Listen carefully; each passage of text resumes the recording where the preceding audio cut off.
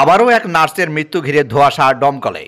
মুর্শিদাবাদের দমকল super speciality হাসপাতালের এক কর্তব্যরত নার্সের মৃতদেহ উদ্ধার ভাড়া বাড়ি থেকে।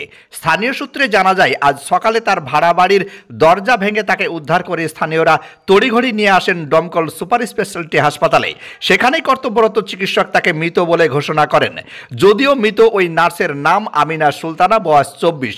তবে কী কারণে এই মৃত্যু তার ইতিমধ্যেই তদন্ত শুরু করেছেন দমকল থানার পুলিশ এবং মৃতদেহ ময়না তদন্তের জন্য মুর্শিদাবাদ মেডিকেল কলেজ অ্যান্ড হাসপাতালে পাঠানোর প্রক্রিয়া চালাচ্ছেন দমকল থানার পুলিশ। ব্যুরো রিপোর্ট, দমকল MKTV।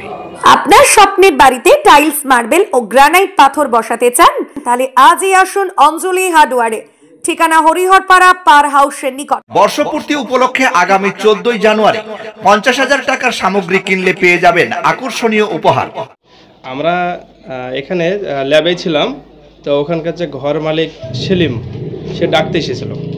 স্যার চেম্বার করছিল, স্যারকে ডেকে নিয়ে আসলো। স্যার বললো যে এরকম অবস্থাতে একদম গা পা ঠান্ডা হয়ে গেছে, হাসপাতালের সঙ্গে সঙ্গে নিয়ে যাও। হাসপাতালে নিয়ে গেছে, এই পর্যন্ত। এর বেশি আর কিছু আমরা জানি না। আপনার নাম? MD সোহেল রানা আনসারি। ডাক্তারের নাম? ডক্টর নূর আজম বিশ্বাস। কিভাবে আপনি? ওর বর ফোন করেছিল, ওর বর ফোন করে আমার বাড়ির লোককে বলেছে। এখানে বলুন। ওর বর ফোন করে বললো আমিনা উঠছে না কেন, একটু দূরে সরানো গেলো।